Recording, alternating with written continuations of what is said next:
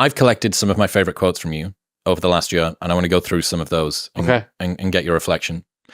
Talking about the thing and doing the thing vie for the same resources. Allocate your energy appropriately. Yeah, I don't talk about projects as I'm working on them. That's just a rule I found. There was this thing many, many years ago. It was this Twitter account that just collected tweets of people talking about the novel they were working on, which they were obviously not working on, or they wouldn't have been tweeting about it. And look, I'm not saying you do the thing for validation. That's a bad reason to do things. But there is some sort of light at the end of the tunnel that keeps you going, right? When you're doing a thing, like hopefully people will like this, hopefully it'll be received well, hopefully they'll pat me on the back, whatever.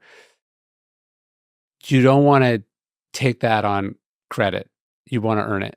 And so when I'm working on a project, I wait until I am nearly done or done before I start to talk about it, because what it does is it starts to make this thing feel real that is not yet real, and that you are the only person that can make real. So it's this sort of temptation, Stephen Pressfield would call it the resistance. The resistance wants you to go, hey, I'm training for a marathon, and people to go, that's so great, I'm so impressed.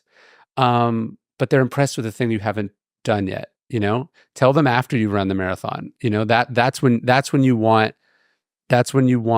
to cash in on the work that you've been putting in. And I think about the people that I really admire are people who work for years and years on things.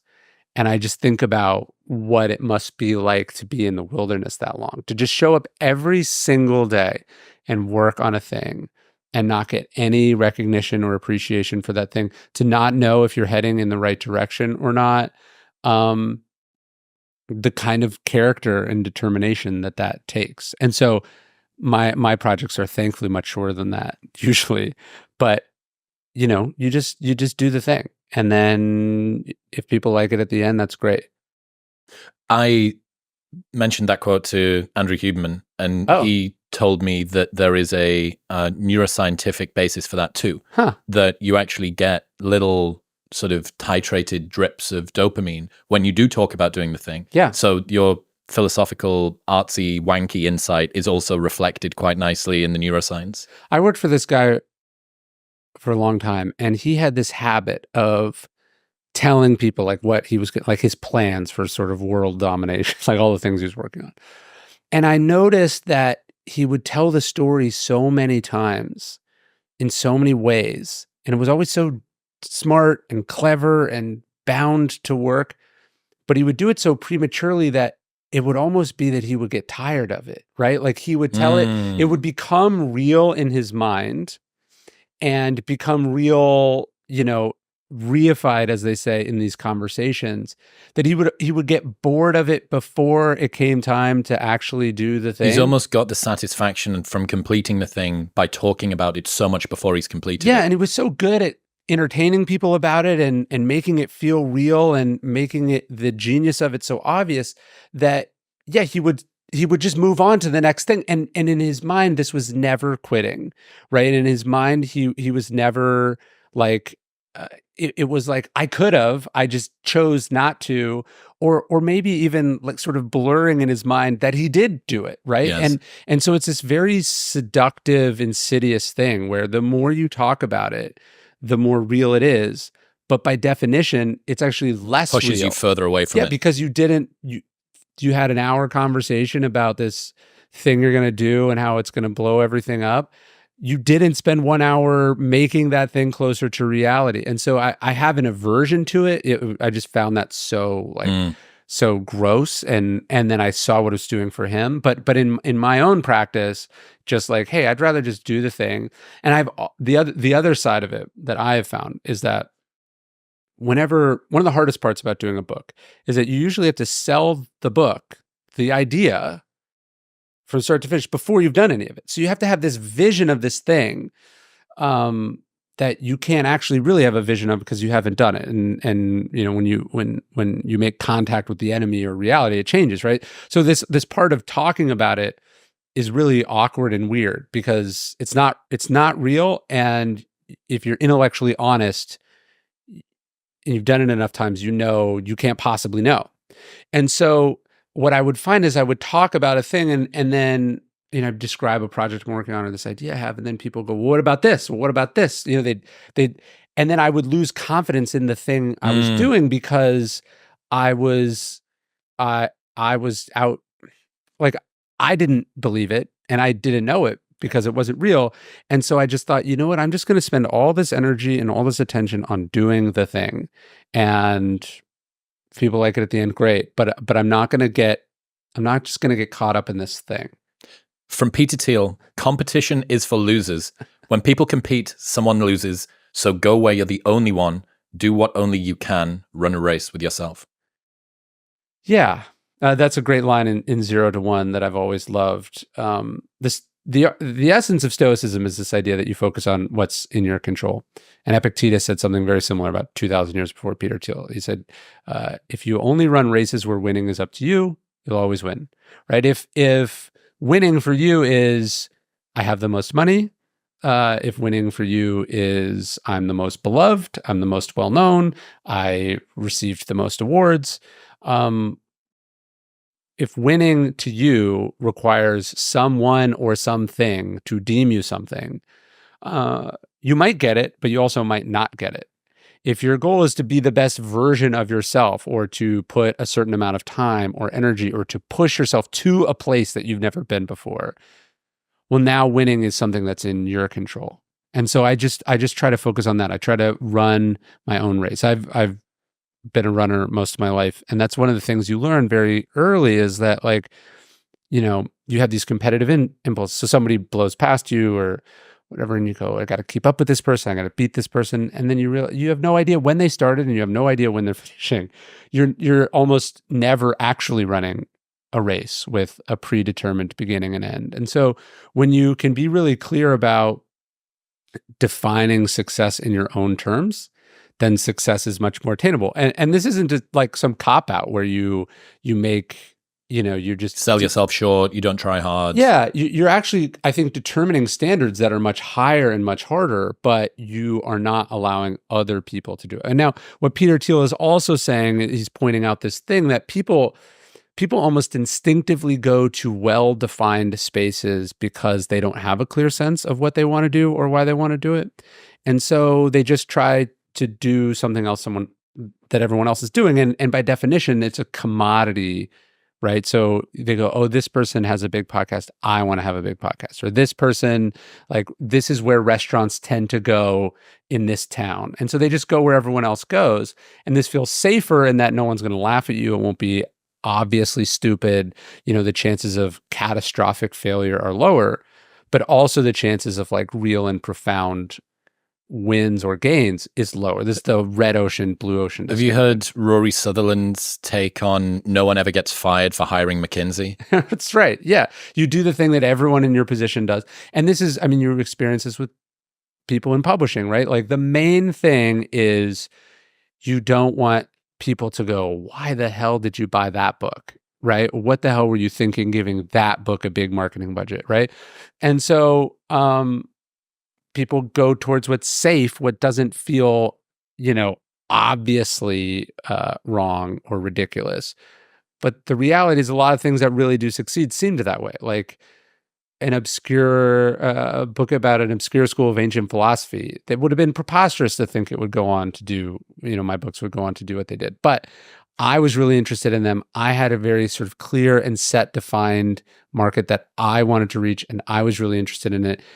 And that was it. And then everything else was extra. And it's funny now, remembering going to my publisher with that idea for that book and them giving, basically humoring me with it, to now hear all the people who want me to blurb books that really exist only because they are trying to reach the audience that I have cultivated is a surreal experience. That's like, you do this thing and everyone tells you it's crazy and it will obviously not work. And then not long after that, those same people are copying you. How do you keep your ego in check when things like that happen? How do you keep the chip off your shoulder, not get bitter, resentful, self-righteous? Well, but those are two different sides of the same reaction that can happen to this very common thing, which is you did something that everyone said wouldn't work, and then it does work. So what lesson do you take from that? Is it fuck other people? They're trying to hold me down. I got to prove them all wrong. Or is it they're nobody knows anything. I'm the only one that knows. I saw this at American Apparel. Dev Charney built this fashion brand from nothing that should not have worked. And the result was he lost the ability to calibrate good feedback from bad feedback. Warnings from, unwarranted criticism. So like, I try to ask myself, like when I get feedback and you get this thing in you that's like, who the fuck are you? Or what, what do you know? To go like, first off, let's not trust that reaction. And then second, let's like wait it out, right? Like this idea that who are you to tell me this is almost never going to be the right way to come at any kind of feedback. It may well be that you should completely disregard this advice and this person doesn't know what they're talking about. You just want to make sure that you're doing that calmly and rationally and kindly, and then you can be more confident that you're not doing it from a place of fragility or sensitivity. Yeah. All right, next one. The idea of fuck yes or no is far too simple and has caused me quite a lot of grief. Dropping out of college, I was maybe 51-49 on it. Leaving my corporate job to become a writer, maybe 60-40. The certainty comes later. The truly life-changing decisions are never simple. I would love to say in retrospect that I knew all the big risks that I took in my life were going to pay off. But if I did, I guess they wouldn't have been risks and they probably wouldn't have paid off because I would have been doing them from a place of entitlement or ego or certainty rather than a place of openness, self-awareness, humility, hunger. So I think hell yes, hell no, or fuck yes, fuck no is a nice rubric for like, do you want to go to this conference or not? You want to have coffee or not? Some friends are getting together. Do you want to come or not? But when it's taking your life in your hand, like when you're deciding to move here, that it could not have worked, right? And it ended up working out great for you. It's been crazy to watch. But like, if you had been 100 or 1,000% certain that it was going to work, first off, you would have been willfully ignorant of all the reasons that it couldn't work and the things you needed to, and most importantly, you would have been therefore discounting all the things you actually had to do to make it work. That's interesting. So is it your belief that sufficiently big or complex decisions are always going to have so many things on both sides of the ledger that the fuck yeah is often very hard to reach? Yeah, there's some historian said the one thing you can never miss out on when you're studying a person or a series of events is that it could have been otherwise. Like it seems obvious in retrospect that it was going to go the way that Depression, 1920s. Yeah, but it always could have gone otherwise. And most importantly, to the people in that moment, it could have gone otherwise, right? They could have done this or they could have done that. And so when you look back at your successes and your failures, understanding that like it was the result of these choices that you made or these things that you did is really, really important because the Midas touch is an ancient story that is a cautionary tale, right? The idea that you are perfect, that you knew better is almost always a very dangerous way to come. It doesn't do anything about like me making up a story about how I always knew I was going to be a writer, even though that wasn't true. Me knowing that dropping out of college would lead to this and this and this, or that my first book would do this, or that Stoicism would do this. Me telling myself a story about those things doesn't change why and how it actually happened. That's not the danger. The danger is me carrying that story forward to the next undue thing. Confidence that doesn't reflect where you were at the time. This retrospective sort of glow up of your. Yes, you're discounting the lucky bounces. You're discounting the things that you actually did that determined. Look at how hard I had to work. This wasn't a fuck yeah. This wasn't an easy win. This was something that took blah blah blah blah. Right? Okay. That's totally. And so it. You tend to see this with like people who do like really like groundbreaking revolutionary things. In reality, they were trying to do something much smaller, or they had a much humbler view of it, and then it became this thing. But then if you update your identity as visionary, revolutionary, future seer, you're going to overreach on the next thing almost certainly. And most things start small and you build on them. And so that's just a much safer, better way to come from it, in my view. So I try to stay in reality, not the narrative that other people make up or you make up. And that when you do things that are in the public eye, it's not just your own version of your story that you have to be careful of. Like, because I was so young when I was doing a lot of the stuff early in my career, there was this sort of whiz kid going places, and that never works out well for those people. You don't want that. I wanted to just be a person. I was trying to strip that away and see it for what it was. And I was always trying to, in a way, like actively give credit to the things that were not up to me. So I wasn't overemphasizing the credit warranted by the things that I did control. Yeah. How do you maintain confidence when so much of what you're doing is kind of disparaging of that? Do you know what I mean? Yeah. Like, there was some joke about the author Ayn Rand, who wrote this book, The Virtue of Selfishness. And the writer said something like, is that ever been something people needed a reminder of? Like, does anyone need help being more selfish? Like, we're intrinsically, intuitively that, right? And I tend to find, for the most part, that I need help stripping the ego away. Not. Is that true? I wouldn't have guessed that about you. Yeah, I think if you're ambitious, if you're talented, if you're driven, you know what you can do. I think you want to be reminding yourself of where you have the limitations or where you can get better. And that's a helpful feedback loop versus the other, right? So if your feedback loop is, look how amazing I am, look at everything I've done, I shoved it all in their faces, that to me tends to create superiority complex, entitlement, complacency, etc. If you're focusing on where you can get better and what else you need to do, I find that tends to make you better, and it tends to make you do those things. So to me, confidence is based on the evidence of what you've done, but it is coupled with an awareness of where you could have done better, what wasn't a result of your effort. So that balance of those two. Well, you've got one of my favorite ones from you is self-belief is overrated, generate evidence. Yeah. I say I don't believe in myself. I have evidence. Like, I know what I've done because I have done it, and I can see it, and it's real. And like, when people talk about trusting the process, it's much easier to do when the process is paid off for you. It's hard to trust the process when you've never seen it work.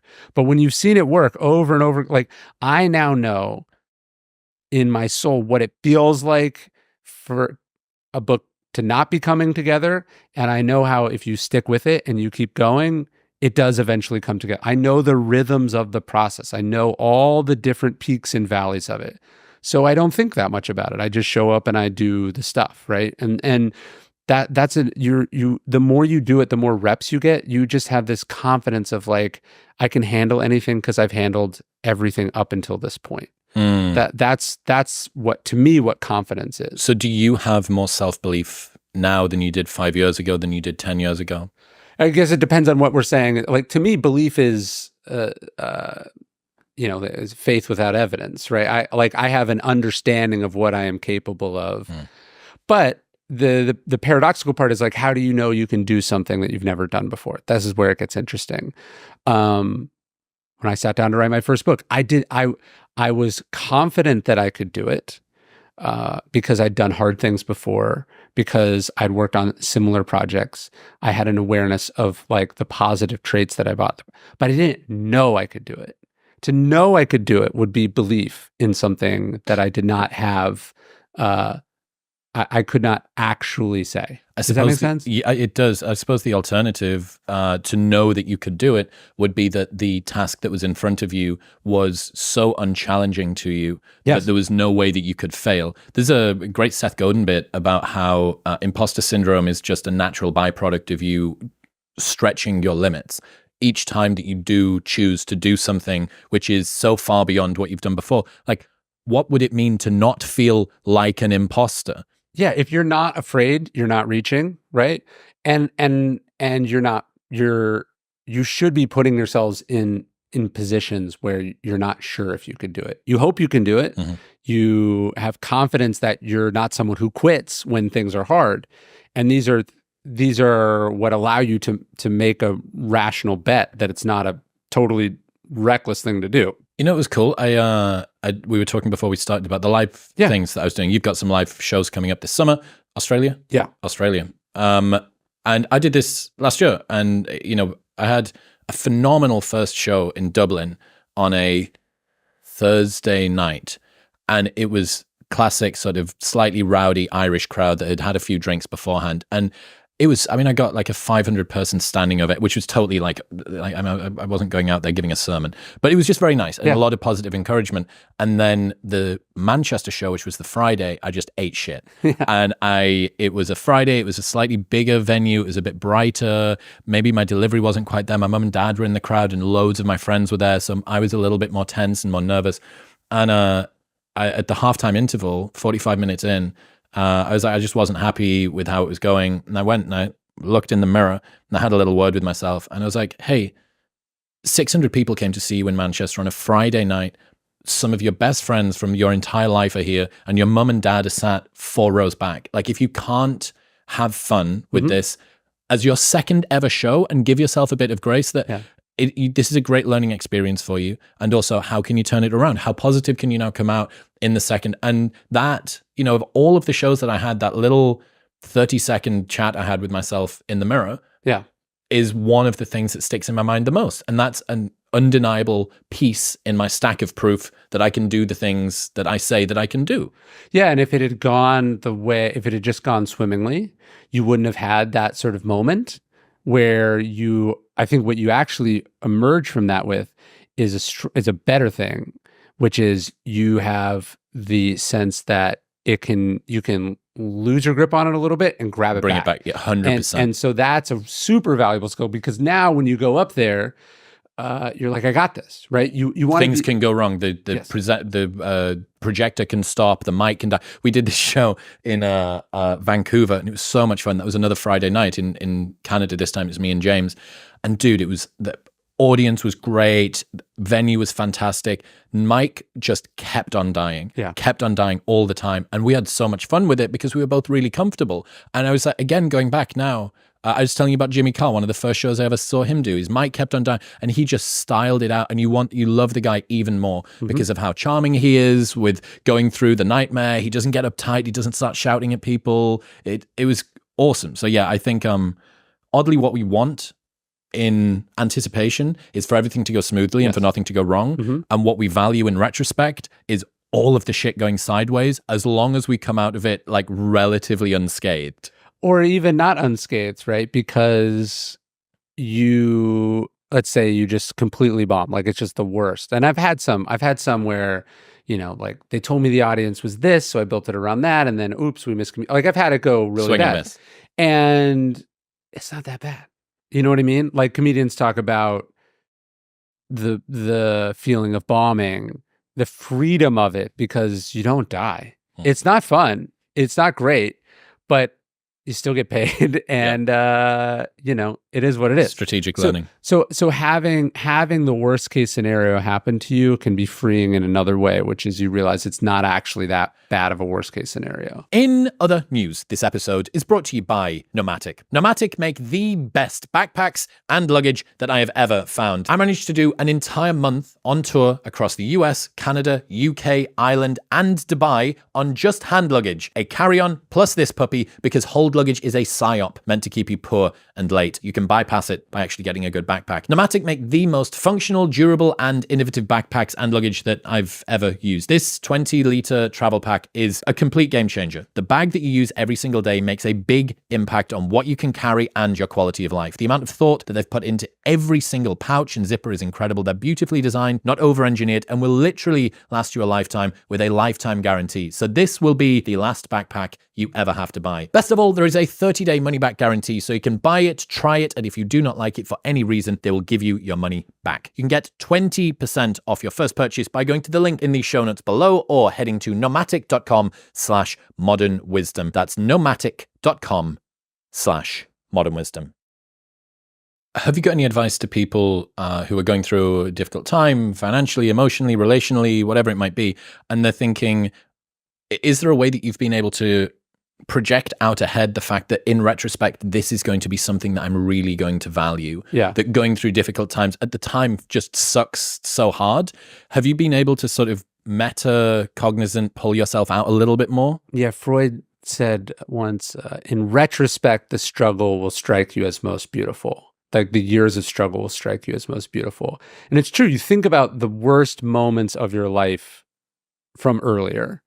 Now they're integrated into who you are. And in some ways, we understand that we couldn't and wouldn't be where we are without those things. We know not only is that true in a positive way, but it's also just true in how the mind works. Like the mind is really good at this is what cognitive dissonance does. It works on you in a way that makes this thing for the best, even if it wasn't for the best. Like we're so worried about, and some of the cognitive psychology on this bears it out too, is like we're worried about like, will I regret it?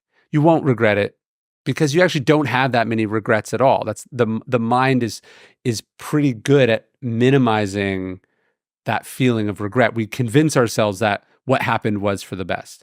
So we know this is almost certainly where we're going to end up in 6 months, in a year, in 10 years, in 30 years. And so why torture yourself in the interim, right? Why not give yourself some of that grace now? Why not go, hey, I understand that this is going to be a thing that forms me as a human, and in the future, I will be grateful for it. Maybe I can't get there right now. There's this story, Hemingway moves to Europe with his wife. He's writing in France. He's struggling as this journalist, writer, freelancer. And he has this meeting with this editor, and he's meeting with him, and he telegraphs his wife and says, hey, like, I need you to come meet me. This is Hadley. And so she gathers up all his stuff. She's thinking that Hemingway's going to want to show it to this editor. And she hops on the train. She stops in Lyons or somewhere in France, and gets off the train for a second to grab a newspaper or whatever. And she comes back, and the briefcase full of all of Hemingway's writing is gone. Everything he has done in his life up until this point, just gone. They don't know if someone stole it. They don't know if she lost it. They don't know if it was thrown away. So Hemingway loses everything that he had produced up until this point. And it's obvious, like when you hear the story, you know, okay, yes, this was the defining moment. He reinvents his style. He comes back from, we know how the story ends. But there's this letter that he writes to Ezra Pound. And he goes, this is right after it happens. He's telling him the story. And he goes, I know you're going to tell me this is all for the best. It's all going to work out. I should be grateful that it happened. And he says, but I'm not there yet. And I love that because I think that's an important, it's okay to not be there. It's okay for it to feel shitty when you've gotten dumped, when you've failed, when you've lost a bunch of money, when you've had to admit defeat on something. It's okay. But you can simultaneously know that in the future, you don't have to feel the same way, and you almost certainly won't feel the same way. And I like that Hemingway said, I'm not there yet. Mm-hmm. He got there, but he wasn't there yet. So this understanding of the process, this sort of acceptance of my own psychological fallibility, but this hope in the future as well. Yeah, and he does get there very quickly, like almost immediately he starts writing again, and his sparser sort of Hemingway-esque style comes as a result of this kind of burning, unintentional burning of the boats behind him. And he even fictionalizes the scene where this happened to the writer. So he's able in that scene to articulate everything that Ezra Pound was trying to say to him in this moment, but he wasn't there yet. And so like when the Stoics say the obstacle is the way, like I try to be, I'll get people to be like, hey, my brother-in-law just got diagnosed with cancer, or my spouse cheated on me, or my company just failed. I don't like give them the book and be like, this is awesome, like really, really soak this shittiness in. I like, it sucks to be a person, and devastating, heartbreaking things happen. It's just knowing that you can put the work in on that, and you can get to a place where you feel very, very differently. Your most popular tweet, Ooh. most consistent, most popular tweet. I have zero idea what this would be. Be quiet, work hard, and stay healthy. It's not ambition or skill that is going to set you apart, but sanity. I would say that the thing when I hire people, the number one thing I'm looking for is I'm looking for the absence of. I want someone who is not nuts. Like I want someone who's not nuts. And the problem is a lot of young, ambitious people, they have shit that they have to deal with first. You know what I mean? They're too high strung, they're too worried, they've got bad boundaries. Like they're not. I was very cognizant early in my career of like not giving anyone the creeps, not having bad energy, and that was why I would get invited to things. That's why I would get asked to participate in things. Is that trust that hey, this person isn't gonna fuck this up is almost more important than they know you're not going to knock it out of the park. You're 20, they want you to not fuck it up. So anyways, I just try to work on my shit. And I did have a lot of momentum early in my life. The kid going places. I can't believe you're this young. How did you get here? And I just wanted that to play actually no part in my identity and how I saw myself, because I also know that most of those people regress to the mean. So to actually have staying power, to like take advantage of getting shots early at stuff, the main thing is not fucking it up. That's like the main thing. It sounds like be quiet, work hard, and stay healthy. It's not ambition or skill, but sanity. It sounds like there's a sort of long-termism component in there as well. Yeah, I don't want to do something, make a bunch of money, and then not do the thing. I like doing the thing. I want to be able to do it. And I remember I listened to someone once say, they were like, if you stick around long enough, you'll get a shot. Everyone gets a shot. Just don't fuck the shot up. And that's, to me, I felt very fortunate to get those shots early. So it was actually more imperative that I it's also more risky, because you haven't put the requisite preparation and work in that whole, if you stay ready, you don't have to get ready thing. But I got the opportunity before I had chance to get ready. Yes. Yeah. You think you want these things in your early 20s, you want your first video to go super viral. You want your first show to get purchased. You want your first book to get a bidding war. You want your first company to have all the VCs knocking on the door. You think that's what you want.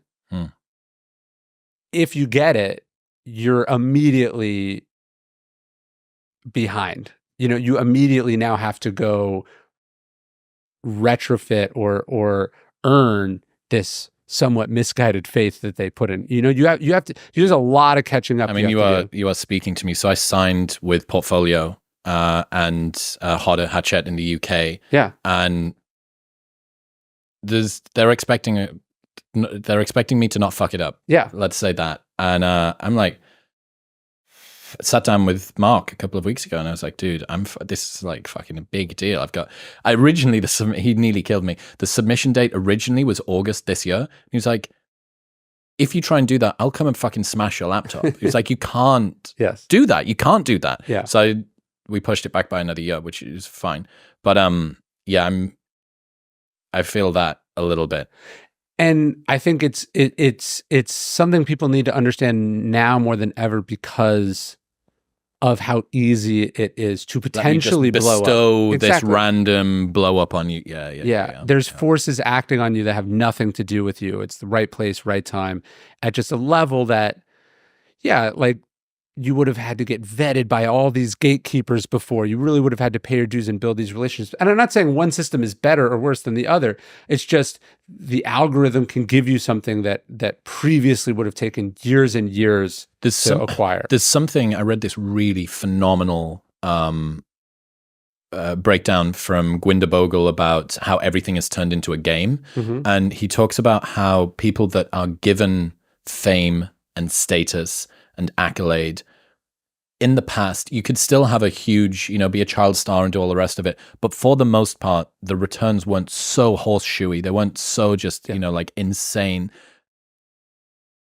anybody that wasn't built psychologically to deal with fame was selected out of the pool before they got to the stage where they had that huge thing to deal with. Not true for everybody, but certainly all of the like weird protection strategies, like have you got the right people around you and can you deal with it? Here's your first red carpet. Here's your second red carpet. Maybe you go through some of those before you get the equivalent of an Oscar. And yeah, on an egalitarian, no holds barred TikTokification world, anybody can go. There's that dude that went viral for drinking ocean spray cranberry juice, skateboarding down the street, and then he put some 50-year-old song back in the chart, like just this 50-second video of like a world-changing moment. You go, that man, he may have been very well prepared for it from other things, but there's no reason to expect that he would have been. There's another layer on this. You know who Dr. Drew is? Kind of. Yeah, he did.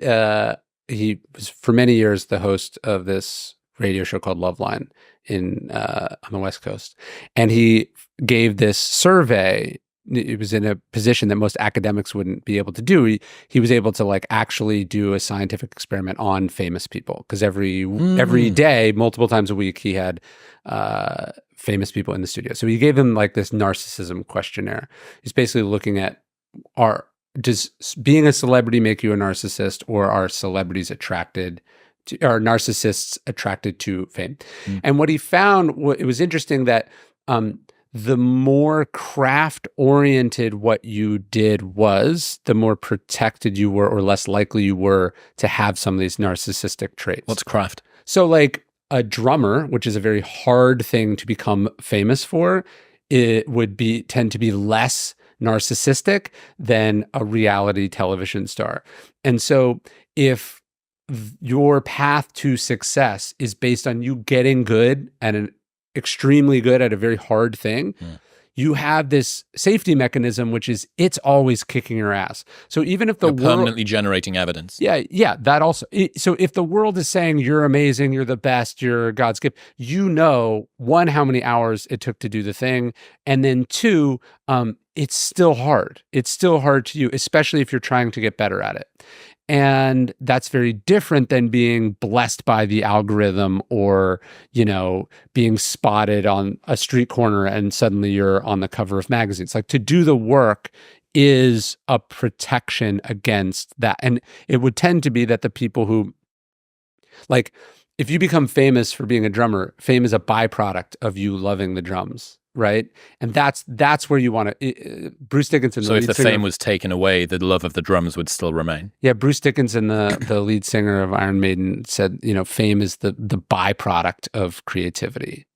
And that's, but not always, not anymore. I think social media has changed that. But if your recognition or celebrity or platform is a result of you being this woodchuck that chucks wood, that's a much safer place than, you are famous because you are famous and you're not exactly sure how you got famous. That's why audience capture is perilous in like a million different ways. One of them being that if you get famous, feeding red meat to an audience that you don't believe in, you'll not only resent the work, but you'll resent the audience. You'll resent these people that are so easy, you'll pity them. They're so easy to be conned into believing this thing and you feel like a puppet master, but in no way will you ever be connected to the work that you do.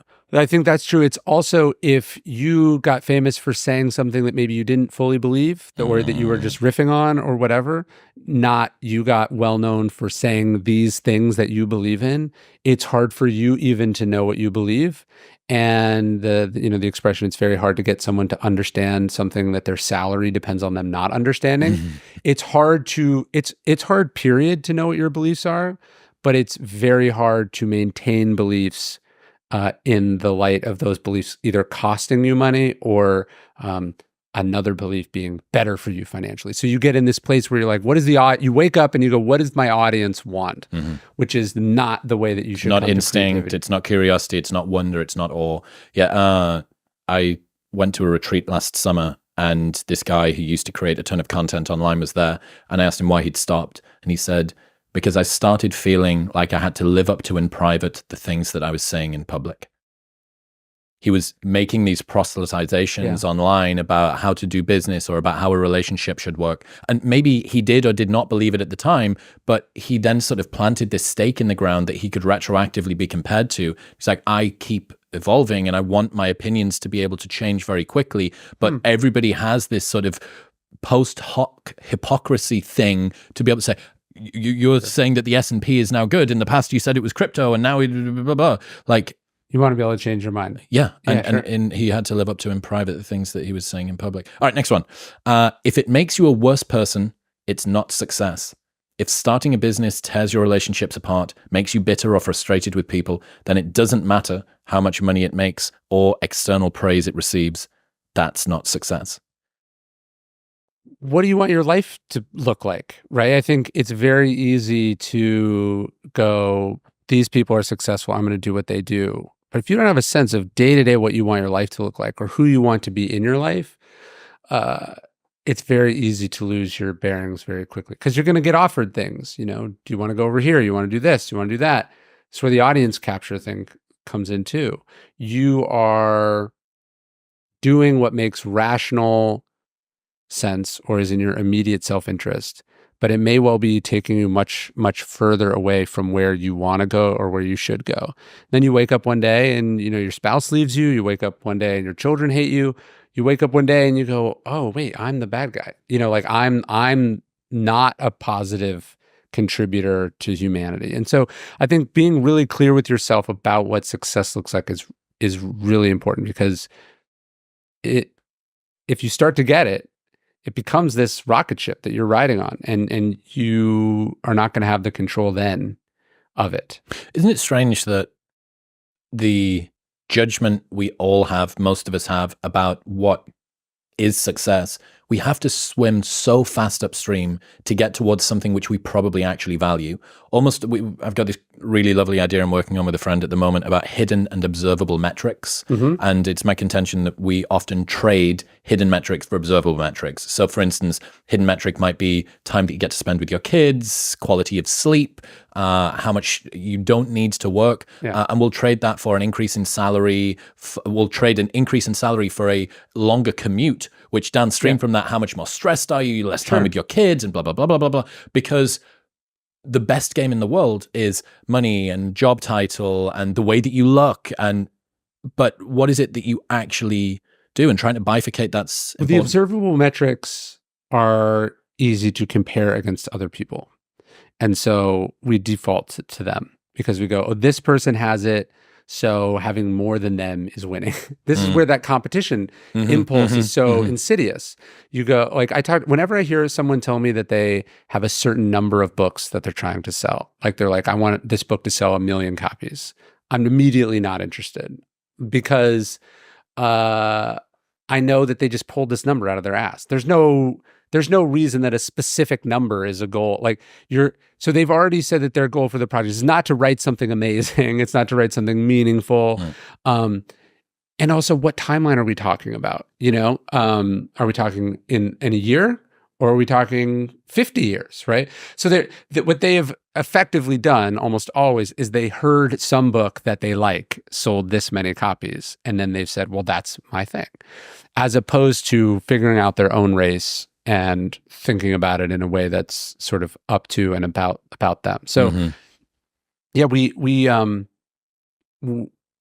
look at people who have achieved things, and we don't spend a lot of time thinking about what it's like to be that person. 100%, dude. I'm obsessed with that question. Yeah, and it's Neil Strauss was sat in that seat a couple of weeks ago. Oh, he's the best. I first time I met him, we got on super well. Like he's a real one. And he told me, do you know what the title of his next book is? No. It's called The Power of Low Self-Esteem. Fucking awesome. I've texted him a bunch of times because I was like, dude, I just want you to know how sticky that idea is. Yeah. The power of low self-esteem, you know, in the courage to be disliked, the subtle art, like it's kind of in that sort of oxymoron kind of way.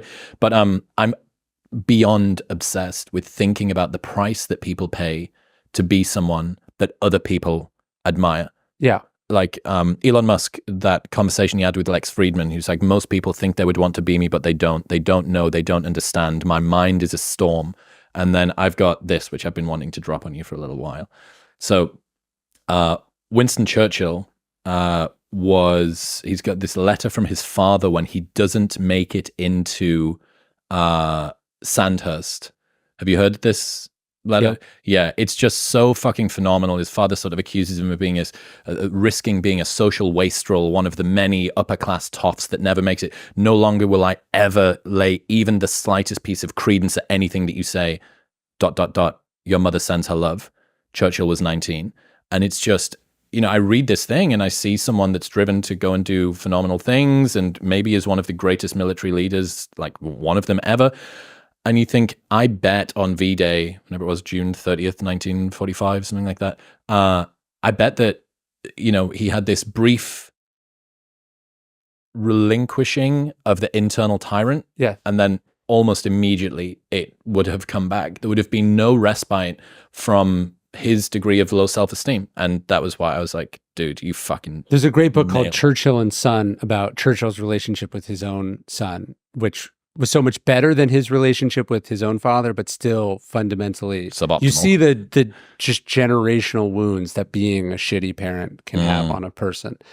And yeah, if you think doing all these things is going to make dad finally proud, you're going to be very sorely mistaken, right? Because he's supposed to be proud from the beginning. And he's supposed to be able to make, Mr. Rogers would say, like, you make the world better just by being you. The role of a parent is to communicate that fundamental fact. You are enough. You are enough. I like you as you are.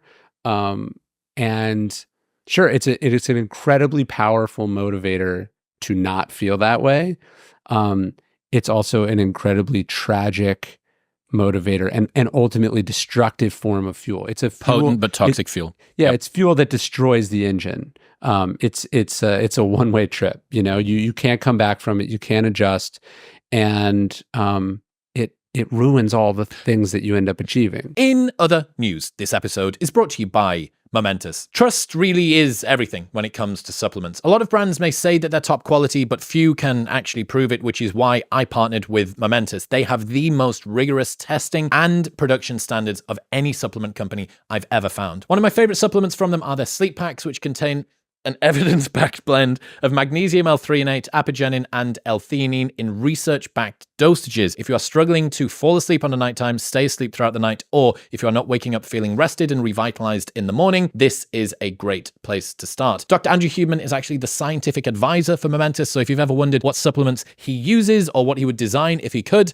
this is the answer. Right now, you can get up to 32% off site-wide by going to the link in the show notes below or heading to livemomentous.com/modernwisdom and using the code modernwisdom at checkout. That's livemomentous.com/modernwisdom and modernwisdom at checkout. I think there's an interesting sort of two-step process that you can go through. I've spoken about this with another friend, Alex, who very much is driven by that fuel. I wanted to make more money than my father had made in a year, then in a decade, then in a lifetime, then in a lifetime in a day, and it's sort of. And then you tell your dad, and he's like, "Well, what about this?" Yeah, it never happens. But one of the things that I quite like from him, which is like kind of like alchemy with this. When you're at the start of any journey, you're going to have bitterness and resentment and a point to prove and a chip on your shoulder and all of those things. And I think that what you really just need is activation energy to get started. Mm-hmm. And I think that in the beginning, using it's a toxic fuel that you can't use for too long. Yeah. It's potent, but toxic in the long term. Sure. Like that's the framing for me. I'm like, when I think back to the reason I started any of the things that I started, it was to prove all of the people from school wrong, to, get out of this culture that I didn't really like, all of the rest of it. And I'm like, right, okay, I don't need to necessarily feel ashamed of using that fuel. I do need to transcend it and know that I can't keep on relying on it. But I also think, look, if you're somewhere that you don't want to be, use what you've got. Sure. And just not for too long. It's kind of like those rockets, they're dropping fuel tanks and engines as they go because you need different rockets to escape different levels of the atmosphere. Yeah, it's very hard. It's very hard to go from nothing to something without some kind of motivating factor. But the sooner you realize you're never going to get the satisfaction that you want, they're never going to admit they were wrong. It's never going to be satiated, the better, right? You have this moment where you get the thing that you wanted. You get something that you worked on for a very long time, you get it. And this is a pivotal moment in every ambitious person's life, right? You win a gold medal, you make the varsity team, you get a check for an incomprehensible amount of money. And I remember I was mowing my lawn when I hit number one for the first time. And it feels like, people go, what does it feel like? It feels like fucking nothing. It feels like nothing. It doesn't feel like anything because nothing has changed. Like the work didn't change. The only thing that changed is someone recognized it in some way, and it almost certainly was not the person or the people that you wanted it the most from. So in that moment, you win the Super Bowl. Do you go, okay, I've now eliminated this fallacy, this idea that if I do this, I will feel good, because you don't feel good. That sadness or emptiness or weirdness you feel, you either eliminate it as a person, as a possibility, and then you can continue doing the thing from a new motivation or a new understanding because you actually like doing the thing, or you want to have some positive impact on the world, or you just want to see how far you can take it. Or you go, oh, it's because it wasn't. I got to do it twice. Yeah, I got to prove that it wasn't a fluke. I got to prove it wasn't a fluke, or it's not that I won one Super Bowl. I have to win the most Super Bowls, right? It's not that I made $1 billion. I have to make the most money there is. I have to. Yeah. You go, oh, it's just the dosage wasn't enough. The goalposts keep getting moved. How possible do you think it is to realize that the mountain is the wrong mountain to climb without having climbed it? Probably impossible. I think there's some I've battled with this a lot. Ineffable. Like here's the thing. So it's not hopeless. Like people who are listening to this and they're like, just, it is easy for you to say, I've never done. I get it. You're going to have to experience some of this to get it. But what you're hearing now should help you recognize that pattern when you're in it faster. Yes. So you don't have to come to this same hard-won epiphany or understanding, which, by the way, almost appears in every biography and memoir and character study and work of art and literature ever. You don't have to discover it on your own. Just take it, let it sit there. There's this experience you have where you read something and you either it doesn't make sense to you or it doesn't register to you at all. And then years later, something happens or you experience something and you go, that's what that was about. The pieces come together. And a lot of what you're doing early on in your career and life is just accumulating those things. So you don't know that this is going to be the final piece of that puzzle until later. It's so funny, man. Like, I'm glad that you said I think it's essentially impossible, because I've kind of arrived at that as well. It's far easier to achieve our material desires than to renounce them. And that goes for statesful, validation, pick your domain of pursuit of choice. But it's kind of funny where I think I've believed and known that insight. I'm like, would you believe this is true? Yes, and do you genuinely believe it? Yes, I genuinely do. And are you still going to pursue that thing? Yes, I am. Like, it's one of those lessons that you want to facepalm yourself to, like, implode your own head that hard, because you go, I knew this and I believed it and I still had to go through with it. And maybe that's just like the cost of doing business as a human. Look, it's very hard to become successful at something, to make a lot of money, to master a craft. But in many ways, it's easier to do that than to have self-awareness and self-understanding. like there's an expression, it's easier to be a great man than a good man. Like, it's easier to win public office, build an institution, make your mark in history, than it is to just like be a good dude, be a good human being. And I would say the rarer thing is to have both. Like, how many people can be great at something or be world class at something? Maybe it's impossible to be the number one all-time GOAT at something and be balanced, but to be like in contention in the league and have a balanced, normal family life, be like that. And so to me, if the sooner you can go, okay, actually, that's the mountain that I want to climb. Correct. That's a worthwhile mountain. That's a mountain that has a positive impact on the people around me. And so, like, I just did this book on the virtue of justice. I think when people hear justice, they think like legal system and law and politics, and that can be part of it, but like just the fundamental level to decide what you're going to be great at. There's a quote from Marcus Aurelius, which I love. He goes, he's writing this in Meditations himself. He goes, a better wrestler, question mark, like, because that was his hobby. He liked to basically do an ancient form of mixed martial arts. He's like, a better wrestler, he says, but not a better friend, a better forgiver of faults, a better citizen, a better human being.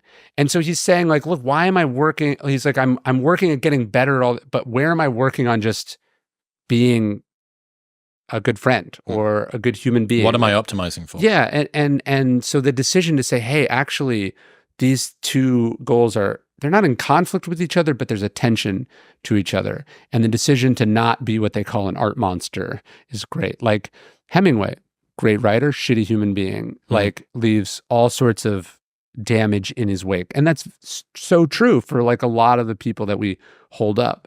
And so the decision to go, hey, maybe what I'm aspiring to is to not be a better writer than Hemingway, but to be a really good writer, but not such a piece of shit. Significantly better person. Yeah. Dude. One's much easier. I'm obsessed with this whole sort of section. I must have thought about it probably more than any other topic for the last few years. Yeah. So what are you optimizing for? What are you Are you sacrificing happiness in order to be successful so that when you're finally sufficiently successful, you can allow yourself to be happy? If you just cut off this sort of need for validation, oh, dude, it's so interesting. It's so interesting. All right, let's do one more. Let's do one more and then we can get into the new book. What do I love from these? This is good. Stop wanting things to be easy and prepare for them to be hard. That seems pretty straightforward. You think you want it to go, you think you want all green lights, and you think you want all the things to pop every time. And, show me someone for whom that went well. Where you build it. It's like, look, you think you want to have all these natural resources. Like you want to be super tall. It'd be wonderful if you inherited money. And then you look at the people to whom that advantage also created a pretty great deficiency. And then you go, oh no, maybe you need there's a right amount of struggle and difficulty. You don't want everything to go wrong. But it's probably not going to all go right. And so when you get those moments of struggle to just go, this is actually what I asked for. Like this is what I need. I can make the best of anything. That's kind of how I think about it. I've heard you say before that you're a naturally anxious person, or you have a sometimes anxious disposition. How have you overcome that, or how do you deal and compensate with that? I'm working on it all the time. I go to therapy for it. I build a routine around it. I build, I built my life around it. It's understanding like my desire to control things or have them be a certain way is a recipe for misery. It's like it's usually the expectation or the desire that gets you into trouble, right? Like I need it to go this way or it will be stressful. And what I notice in my own life, what I'm working on is I noticed the way in which, this is where you have a compulsion about something. Like it's one thing to just be like anxious, like, hey, is the sky going to fall? I don't wake up just feeling anxious like that. What I do is I create sort of a cycle. So I pack things or I set things up in a way where they need to go a certain way. And then the reward for them going that way is not good, it's relief. And so you have this sort of compulsive cycle where you are creating tension and stress. You're just ratcheting it up the stress. And the only reward is that there's some moderate release of the stress. It's never good. Oliver Berkman calls it productivity debt. Yeah. He says you start each day at -10 and the best that you can hope for is to get back to 0. Yeah. You don't start at 0 and good things take you to +10. Yeah, and it's a very fragile place because all these things have to go right for you to feel not shitty. Not like, hey, if everything goes right, you're like, what an awesome day.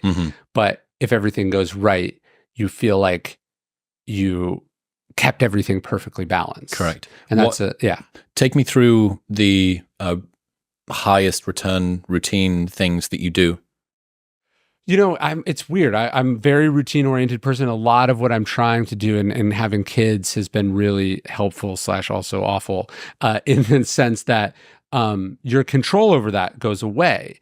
And so, just realizing like, hey, if I try to keep things this way, maybe I can keep them this way. I can keep them this way until my kids are 17 or 18.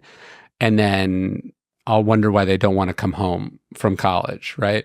So realizing when you have systems or habits or practices that are in conflict with other things that are important. So this thing that I've developed that's been a cycle that's let's say tolerable for me / rewarding for me is now in conflict with this other thing that's important to me, which is like the happiness of my household. Dad. Yeah. And so I don't have good answers to this one because it's something I'm still working through and reading a lot about and talking about and working on, but like realizing like, oh, I've created this like cage that I'm in. And that seems like a strange reward for being successful at the thing that you do. Not that I'd mind being disciplined or whatever, but I'm saying that like the reward for getting to a place where you don't really need to think about money, you don't really have anything to prove, you're your own boss, you decide what you work on, and you have skills should not be waking up at -10. Yes. You shouldn't wake up at +100. That's probably delusional and not conducive to doing good work or, being a nice person. But like, if you can't get to a place where you feel good, where you feel full from that, probably more is not going to get you there. It's like a negative hedonic adaptation in a way that as my capacity increases and my expectations about myself increase, I don't take more pleasure and gratitude in the things that I've done and the skills that I've accumulated. I just continue to ramp up the ever increasing relative goal that I have. And yeah, I mean, dude, what an interesting insight to think about the fact if everything goes well, I end up in a place where I'm in more of a cage than I would have been in before if I don't think about it carefully. Yes. My 7-year-old said something the other weekend. He was like, I was like, we got to go, let's wrap this up, guys. And he's like, he goes, a 7-year-old goes, we've got nothing to do and nowhere to be. And he was totally fucking right. We have, it's Saturday. It's wisdom Saturday. Bitched by a 7-year-old. It's Saturday. There's nothing on the schedule. There's nowhere we have to be. There's nothing we have to do. And yet what I'm doing is the thing that served me so well as a person, which is control, don't waste time, do things efficiently, go to the next thing, squeeze one more thing in. Yeah. First off, it's nonsense. And second, I get rewards from that, right? But like the cost is borne by this person who's never been to this restaurant before, or or has to be in school all weekend. This is his weekend, right? So realizing that, like, yeah, if the reward is not the reward for success should not be that you just do nothing and you're good, but it should also relieve in some way the emptiness or the needing to prove, right? Like you should be coming at it from a place of enoughness rather than the same sort of compulsion or emptiness. Scarcity cycle. Exactly. Because it's objectively not true anymore. Yeah.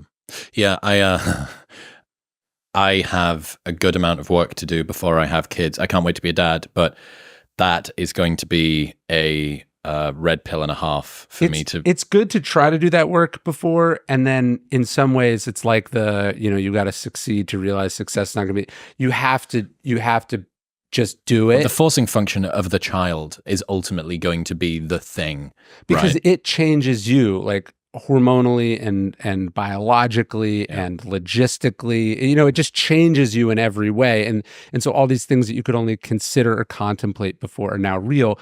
And you also have this thing of the consequences of your decision. You realize the willingness with which you would subject yourself to abuse or consequences to your decisions and just grit your teeth and bear it. You have to be a real asshole to not be affected by watching the consequences of the decisions or habits or lifestyle that you have manifest in a child, an innocent person. Isn't that interesting that it's kind of like that? I think on average, people finish 50% of antibiotics courses, but they make their dogs finish 95%. That, we're prepared to torture ourselves in a way. Yeah. But the second that we have this external thermometer type thing that says things like we've got nowhere to go and nothing to do. Well, have you done any inner child work? I'm going to leave from here to go and do some. I've been doing it twice a week for a couple of months now. It's been a transformational thing for me, but I was very stuck understanding who and what that child was. Like my memories of childhood are not great, which is not a great let me fix this thing I can't remember. Well, which is not a great verdict on your childhood. Like most people, either really good or really bad, they know what they were feeling when they were 6 or 10 or 11, and you're just like, I don't really remember. That's indicative in and of itself. But when you have a physical manifestation of you at every age and every day, it's you one day older. This isn't a reason to have kids, but it's a very powerful thing about having kids is suddenly you go, oh, this is what a 7-year-old thinks. This is what a 7-year-old needs. This is who, and they look like me and they talk like me. You started to see yourself and your own development arc, despite the fact that much of it was omitted from your own memory in the experience of. And you can have compassion and feel like the part of what inner child work is, as I understand it, is about loving and reparenting that child. Who, if you're disassociated from that person, that can be difficult to do. If you've got a surrogate you in front of you. You're like, and you also have this benefit, this reality of like, you can see that 7-year-old interacting with your own parents. And that's also illustrative because then you're like, oh, okay, I see. That's so interesting. This is what they obviously need in this scenario. And this is what they're incapable of giving in that scenario. It makes sense. So that's been a powerful Who thing. knew that having kids was the ultimate therapeutic tool? That's what should be prescribed. We don't need psilocybin therapy. Everybody have a couple of kids and just watch them like a hawk. There's a scene in that Churchill book I was telling you about where he's sitting talking to his son and his daughter-in-law, and he just hits him and he goes, I'm pretty sure I talked to you this evening more than my father talked to me in his entire life, cumulatively. And so that's an insight that you can only really have with the next generation. Well, I think certainly for me, I'm an only child. So there's no split test. Yes. There's no one there that anchors other memories. Do you remember when we went to the thing and the fish and chip shop and that happened? There's none of that. Right. And so you don't know what's real or not. You don't know what's real. There was never there's no additional vantage point to look at your memories from or to prompt things that are just latent and probably would be pulled out in that same kind of a way. And yeah, there's nothing to compare and contrast against. Sure. Like that's just childhood.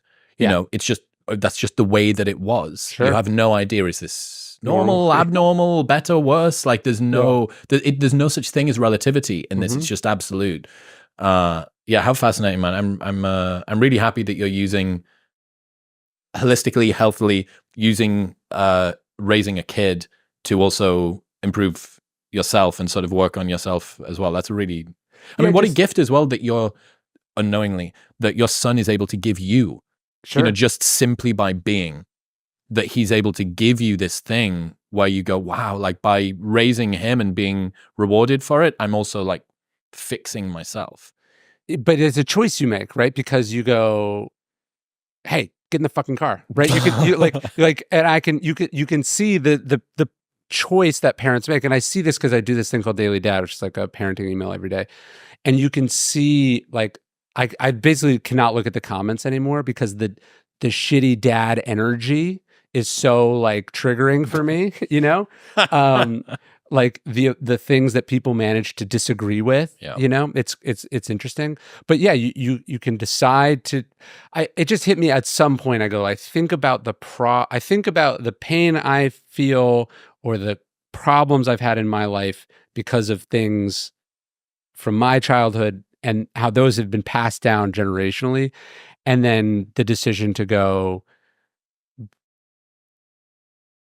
that the default is that happens again. And so if you want it to go differently, the amount of work that you have to do is considerable. I think that's a really heroic thing for guys, especially, we're going to get onto it when we talk about justice, but, a modern crisis of masculinity and men finding purpose and all of the rest of it. Really, if you're millennial, maybe even Gen X, but millennial, Gen Z, your parents and you come from different universes in many ways, and they didn't have the tools to be able to do this stuff. And I'm sure that had they have had the tools, they would have made changes that would have blah, blah, blah. But you do. And I mean, what is more heroic than acting as a breakwater or a dam from this sort of weird parental, generational patterning, trauma, response, coping mechanism, all of this stuff, being like, hey, guess what? It ends here. Yeah. This is the end. Yeah. Or I'm going to do my best to make it not as mostly bad. ends. It mostly ends here. Yeah. But no, that yes. Again, we tend to think of justice as like, okay, like philosophers want to debate like the trolley problem, or let's discuss whether we live in a computer simulation or not. Or, we want to discuss, should it have gone this way or that way at this sort of historical or political juncture point. And that's all very interesting, but much more imperative are the sort of day-to-day decisions we make as people in our own lives. And, you want to talk about multi-generational impact. Chances are 95% of the work that all of us do will be very quickly forgotten. But like, I'm affected by choices that my great-grandfather made. I'm very affected by choices my grandfather made, and I'm extremely affected by the choices that my father made. And so that the decision to focus on that sphere just as much as you focus on the others is a critical responsibility to assume. We'll get back to talking to Ryan in 1 minute, but first I need to tell you about AG1. 90% of Americans are not getting the nutrients that they need every day to be healthy. We know that food is always first. Many of us eat well some days, even most days, but no one has the perfect diet. And science keeps showing us that our bodies need more nutrients and that we need this support consistently every single day to build a truly healthy body and operate at a high health baseline. AG1 provides daily nutrients and gut health support in one. No confusion, one thing that works and works for you. Plus, it's NSF certified for sport, meaning that even Olympic athletes can use it. That's the level that it's tested to. Best of all, there is a 90-day money-back guarantee, so you can buy it, try it, and use it every single day for 3 months. And if you don't like it, they will give you all of your money back. You can get a year's free supply of vitamin D3, K2, and 5 free travel packs, plus that 90-day money-back guarantee by going to the link in the show notes below or heading to drinkag1.com/wisdom. That's drinkag1.com/wisdom. You're in the middle of the 4 Stoic virtues at the moment. Yeah. I think maybe the only one less sexy than justice is temperance. So why say that justice is the most important? Like, what happens without justice? Justice is what everything else has to be directed towards. So the courage to put yourself out there, to take some risk, is it admirable in pursuit of a socially destructive end or a nonsensical end because you've had your brain scrambled by things that you watched online? It's funny, temperance is not sexy, so I render it as discipline, and it's far and away the best performing in the series, and almost certainly will be, because it's a thing people think they want and definitely need the most. Justice, to me, though, is the North Star, the value that unlocks the others. If you don't have a code, a moral compass, a sense of, what's right and wrong, or why you're here or not here, what is any of it for? Talk to me about the relationship between justice and the other 3. Marcus Aurelius' line is the fruit of this life is good character and works for the common good. I like that definition of justice. So first off, like, just the things that you control. Do I keep my word? How do I treat other human beings? Like, what ethics do I operate under? How do I run my business? How do I, do I litter or not litter, like just the little decisions we make about what kind of person we're going to be. That's character. And then the other side of that is, the impact that we try to positively have in the world, in the political sphere, the social sphere, the things we write, the things we say. Do we participate in the issues of our time? So that tension, that the balance of those two is how I would define this idea of justice, like what the right thing is. And then the other virtues are in pursuit of that, like courage. If we lived in a perfectly just world, it wouldn't take any courage to pursue these things, but we don't, right? In fact, most of the people that we admire, say a Martin Luther King or a Gandhi, we admire them simultaneously, not just for their strong sense of right and wrong. They're not just these monkish figures who retreated from the world, but the courage and the tenacity with which they brought that thing into being. And then we throw the fourth, like the learnedness and the astuteness, in some cases, like the political genius of them. This is where the discipline of wisdom comes in. So that they're these inseparable, interrelated virtues that, for the most part, you cannot separate. Knowing what the right thing is and doing the right thing are very different things. And so even the virtue of justice, just having a good conscience, is in and of itself only so valuable. So that's why it's right thing right now. Yes. Because presumably deeds are important here. There's no point in just thinking about justice. There's a role of practicing and actually doing the thing. Yeah, I don't know about you, but I didn't spend a lot of time in the book in these sort of incredibly complex philosophical discussions about, should you do this or should you do that? I tend to find, at least in my own life, knowing what the right thing is usually pretty obvious to me. Should I say this or not say this? Should I go with this or with that? Should I work with this person or not work with this person? Should I refund this money or keep this money? Should I buy this or buy that? Like, what is right is usually pretty obvious. Where the complexity comes in is when the mind works on the reasons why you don't have to do it this time or you don't have to do it right away. And so that I wanted to try to just say do the right thing felt to me insufficient. It's doing it now. Yeah.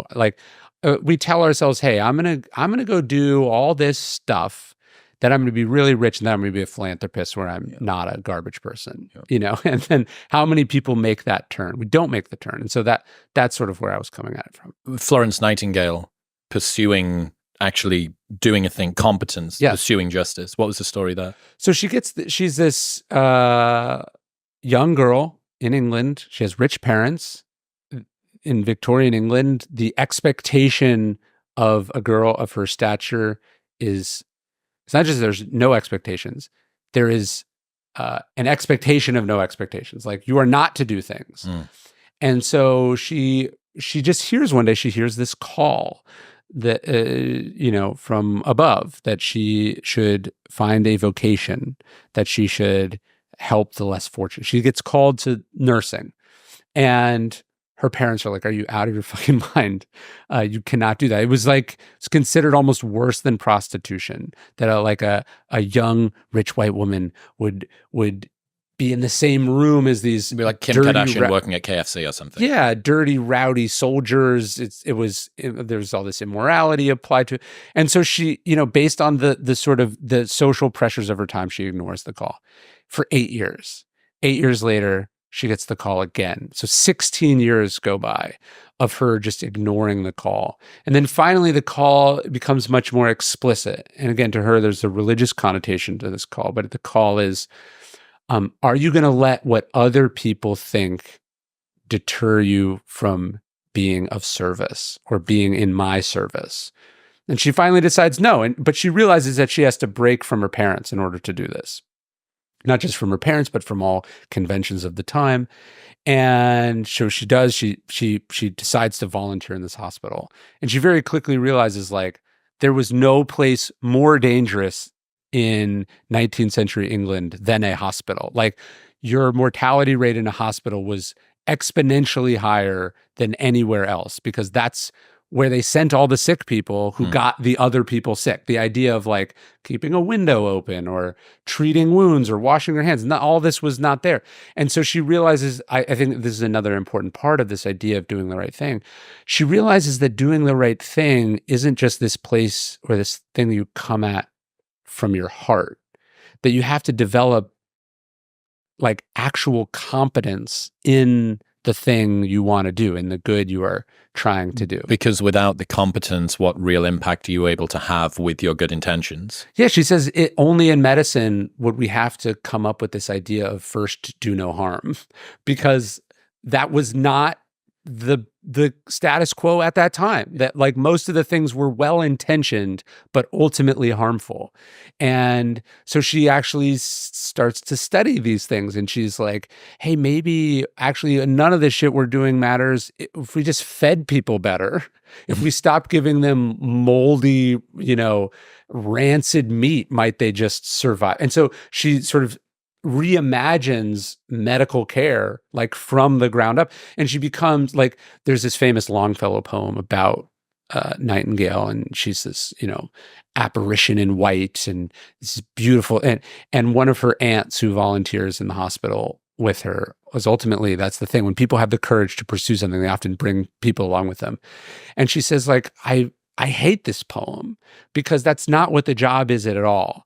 She's not going with a candle from bed to bed helping people. She's like, I wish you could see her writing the letters and poring over balance sheets and fighting for resources and insisting on sanitary standards. She was like, it's this incredibly unsexy, bureaucratic battle that she is a master fighter in, that is saving these lives, right? So like one of the things I really am fascinated by is not just people who were morally correct, but people who had the political will or the strategic mind or the organizing capacity or the PR mastery to change public opinion about a thing or to build a movement from nothing. We see this now, young people get upset about stuff and they're like, let's protest.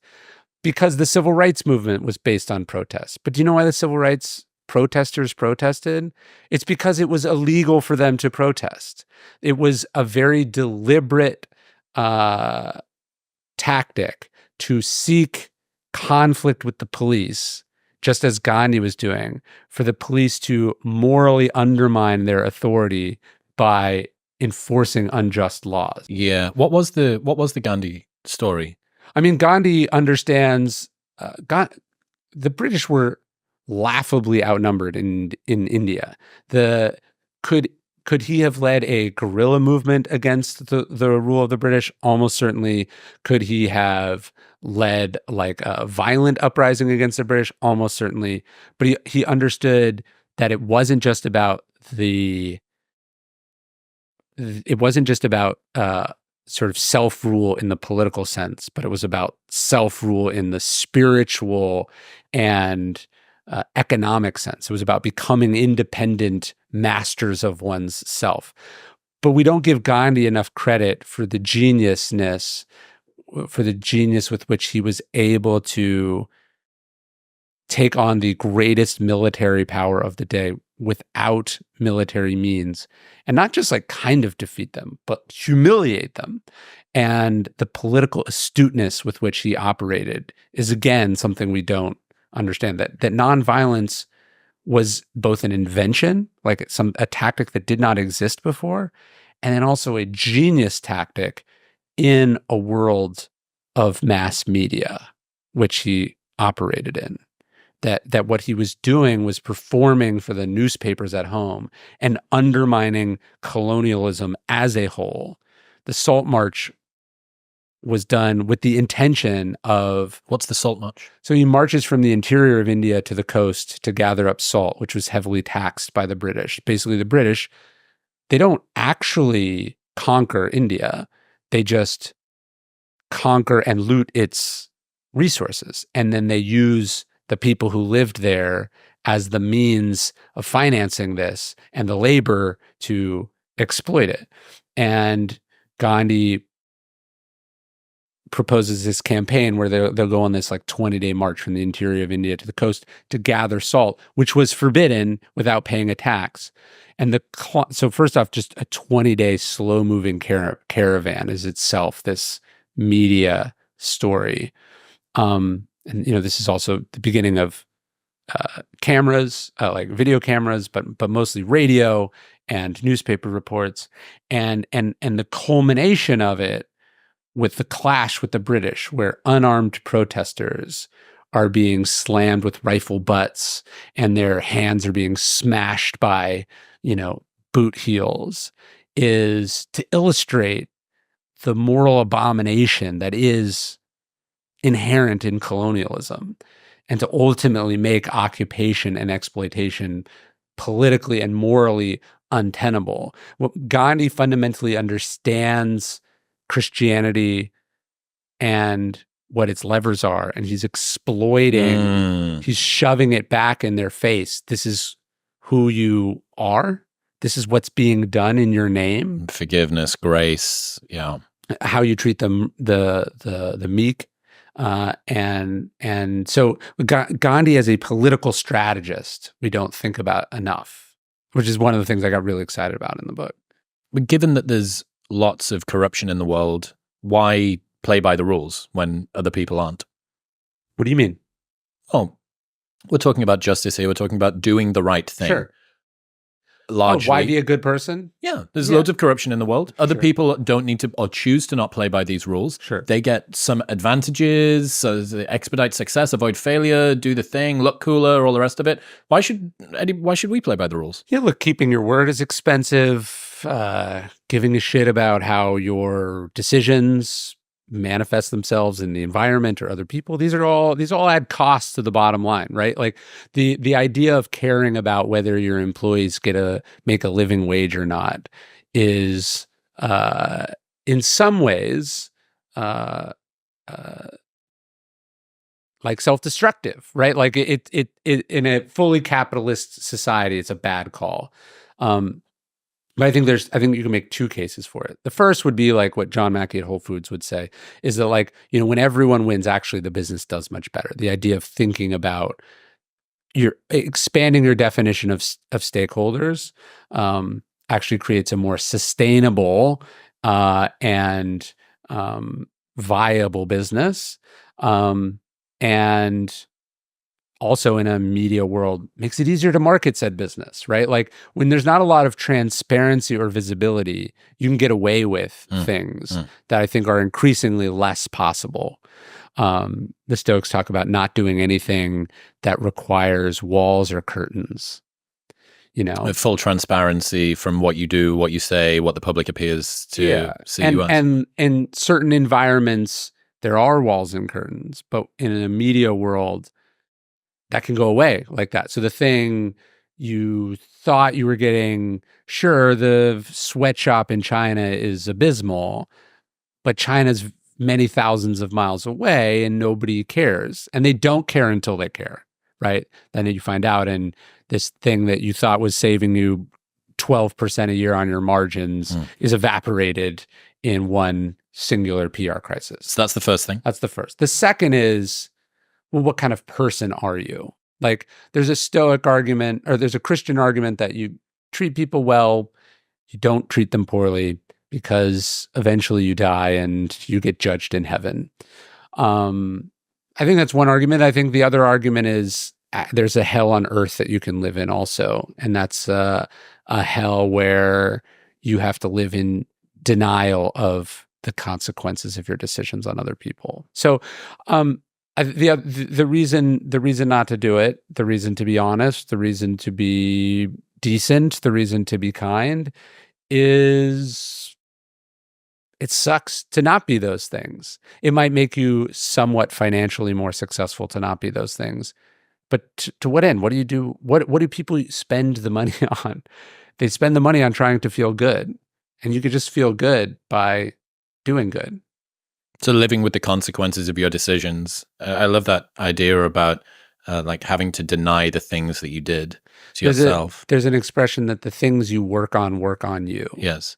And so if your business, if your life, if how you've set up what you do is inherently exploitative or merciless or toxic, I think it's very unlikely that that is not worming its way into who you are. The person that you have to be to turn those things off inside you, I think ultimately comes back around. And I'm not just saying that in a karma way. I'm saying that the blind spots that you have to develop, the indifference that you have to develop, sets you up for a kind of catastrophic failure or collapse. You end up making the decision or the decisions that there is a seed of destruction in that.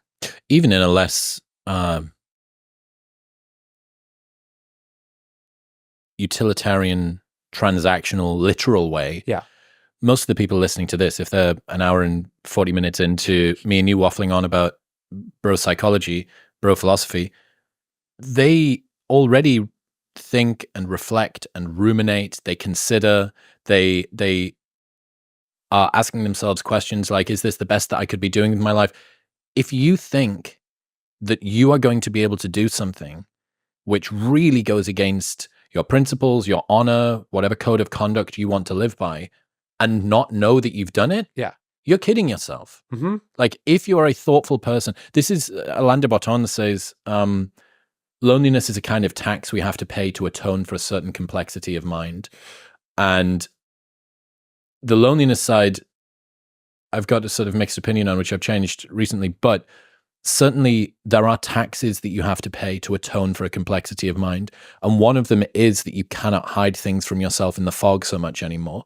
I think that's right. Or the things you have to do to maintain the fog become increasingly elaborate and dangerous. And dangerous in and of themselves. So the kind of oblivion or obliviousness that is required to maintain the fictions is so intense that I think, eventually you end up destroying yourself. What was Marcus Aurelius's solution to always keeping your word? What do you mean? Well, he was someone who seemed to have a massive amount of transparency between what he did publicly, what he felt privately, and sort of what his intentions were, what he wrote, the way that he behaved. How did the most powerful man in the fucking known world avoid the temptation of not keeping his word?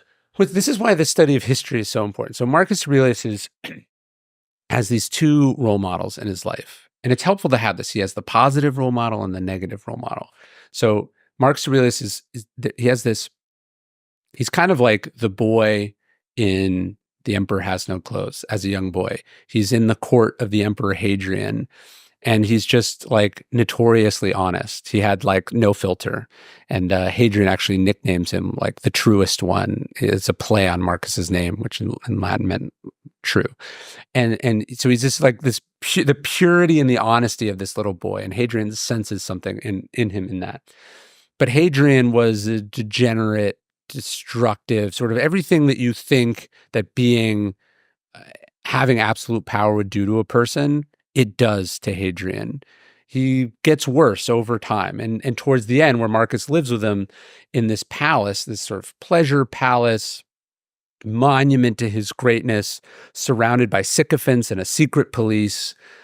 He's haunted by the ghosts of the people that he killed. It's a terrible, sad, destructive end. But Hadrian does one good thing, which is he sees something in Marcus and he wants him to succeed him, but Marcus is too young. So he chooses his successor, this man Antoninus, who becomes known to us as Antoninus Pius. And why does he choose Antoninus? We're told that he watched secretly one day as Antoninus helped his elderly stepfather up a flight of stairs.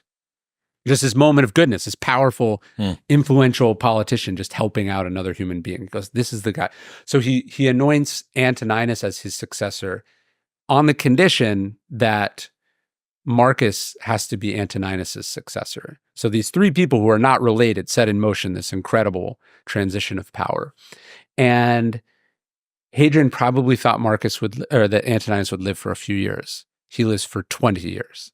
So Marcus has this handful of years with Hadrian, the who you don't want to be, how badly it can go. And then he has in Antoninus everything you would want in a ruler, in a father, in a human being.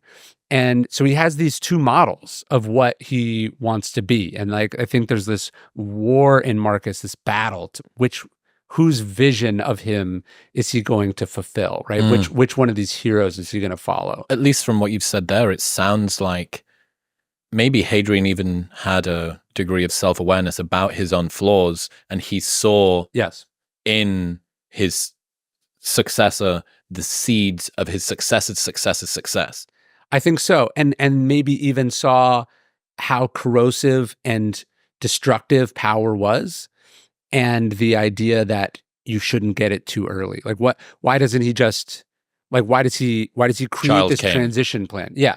And so yeah, he sets in motion this plan, and you can see in the beginning of Meditations, Marcus is riffing on Antoninus always. Just this, he's trying to live up. He's trying to live up to this model always. I think he's asking himself in many cases, what would Antoninus do here? So when he found himself, he has unlimited power. He can do whatever he wants. But there is this check against him always, which is this sort of person he doesn't want to let down. It's like an ideal. Yeah, this person whose faith and belief he wants to live up to. And I think that this is the formative influence on Marcus's life. And the Stoics talk about, we have to have that in our life. Who is that person, or who are those people whose standard we are trying to bear? And that can help us in these moments where, okay, if I make this decision, people are going to hate me, but it's the right decision. I'm going to make this decision. It's bad for me financially, but it's right for my community or for my employee. And when we have these sort of hard, wrenching decisions, what do we have that sort of swings us in the right direction out of just, is this good for me? Can I get away with this? What will the reaction be? To me, that's such a critical part of being this person we want to be. You've read some stuff about John Boyd, right? Uh-huh. Yeah, he's got that quote about to be someone or to do something. To be or to do is his famous speech that he would give to every ambitious, promising young officer. You know, like he's basically asking, what's your North Star? Is your North Star to have positive impact, to serve your country, to make people better? Or is your North Star rank, power, influence, money, fame? And these things are in conflict with each other. And the sooner you make that choice, the better. And a lot of us think we can defer making that choice, or we deny that it is a choice. And it's only when you come face to face with some really tough decisions, you realize you can't have both. What was that story of Marcus Drusus? Yes. So there's this famous Roman politician. He's powerful and important. He has friends and enemies. And this architect notices his house on Capitoline Hill that is partly visible to passersby. And he says, hey, you know, for about 5 talents, which is an extremely large amount of money, and it's basically saying, for, I don't know, 500,000 or $5 million, I can make your house totally private. And he says, private? He's like, I'll give you 10 talents, make it entirely visible. And he's not an exhibitionist. What he's saying is that he doesn't want the walls or curtains that Marcus Aurelius said we should be wary of, the things that allow us to create a distinction between who we are in public and who we are in private, the things we think we can get away with when no one is looking. And there's a reason, you know, transparency laws aren't just good for the consumer. They're good for the creators and the manufacturers too, because they allow them to not get away with things. Yeah, that they may be tempted to do. Yes. Yeah, well, I mean, you know, would it be nice if we all were the captains of our own soul and never needed external accountability to do a thing and never needed the pressure of others, that we do. This is why accountability buddies and habit setting challenges are so useful. And I've found this with the show when I very first started it. Almost everybody is able to be unrigorous and inconsistent with the things that they say. Yeah.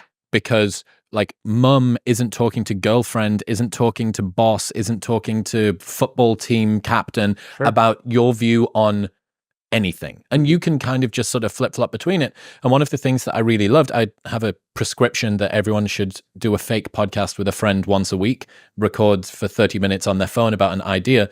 And the reason that I think it's useful is it causes you to be very rigorous with the things that you say. Yeah. It's good for communication, it's good for other stuff. But it's like, hey, I actually need to make sure that what I said last week and what I said this week and what I'm going to say next week is in line. That doesn't mean that your opinions can't change, but that if they do change, you have an anchor that tells you, oh, I don't think that thing anymore, and why, as opposed to just allowing yourself to be blown around or to say whatever is convenient to the person that's in front of you. Yeah, and to have articulated, hey, I think it's fucked up when people do X. And now later you find yourself in a position to do X, which you didn't have the temptation or the opportunity to do before. Mm-hmm. And now you've gone on the record, so to speak. Mm. And it's a little more real. And I think that's important. There's something about philosophy as something you talk about and do and write about to yourself and publish and whatever that I think should keeps you honest and makes you better in a way that just reading a book or thinking about a thing doesn't quite do. So yeah, there's obviously, as a creator, you always want to be worried about hypocrisy, but also like you should be falling short of what you're saying, because you should be creating an aspiration or ideal that is hard to live up to. What was Harry Truman's perspective on honor and ethics? Harry Truman was one of the most incredible presidents in American history, because basically you have a regular guy just suddenly the most powerful person in the world.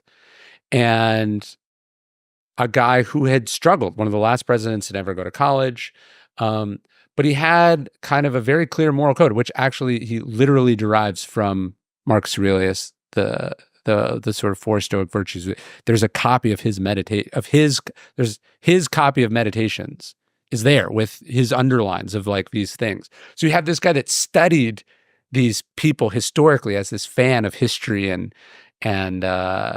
then finds himself there suddenly, like the most powerful person in the world, the sole possessor of nuclear weapons, the only non-ravaged nation after the Second World War. And now he has to put in practice all these ideals, all these things that he talked about. But it's this remarkable story, because with Truman, he literally comes up in one of the most corrupt political machines in American history. The Kansas City mob basically controls democratic politics there. And he sort of he runs for office. They think maybe he'll be someone they can do business with. And he's so like unflinchingly honest and good. They're like, we got to get this guy out of here. But he's so popular. They make him senator because like it's more convenient to have him far away than they're meddling. Yeah. And then he becomes the senator and,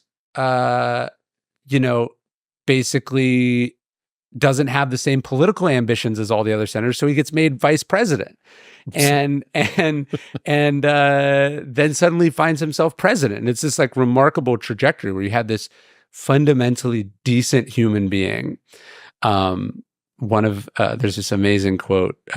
They asked a bunch of people who grew up with Harry Truman, like, when he became president, were you like nervous? Like, and they asked this guy who was the foreman on a railroad that Truman had worked on as a boy. And he said, I wasn't worried. He's like, that kid is all right from every direction from his asshole on out. So you just get this kind of blue collar work ethic of just like a fundamentally decent human being that supposedly doesn't work in politics, right? It doesn't, but it does. It gets him there, and then he has to make some of the most consequential decisions of the 20th century that are, by the way, extremely unpopular at the time. Every single one of them is unpopular. He leaves the presidency as close to the least popular president of all time, and now is regularly ranked as one of the greatest presidents of all time, because that's what doing hard right things that's how it tends to go. It's that they age well. We spoke about sort of transparency between you out to the public, this sort of scrutiny, the skepticism that can be useful as being a controlling mechanism. But much of the things that we do are just in private. It's whether or not you do throw litter on the ground. It's whether or not you say this thing, stand up for whatever you blah, blah, blah. How do we know if we're doing the right thing? My favorite story in the book is this story about, there's this poet, Danielle de Prima. She's this aspiring female poet. She's at this party in San Francisco or Los Angeles. It's all the New York, all the beats are there. You know, Ginsberg is there, Kerouac is there. It's where you want to be, the coolest movement, the coolest artists, all in one place. And the party's just getting going, and she gets up to leave like 9 o'clock. And they go, "Where are you going?"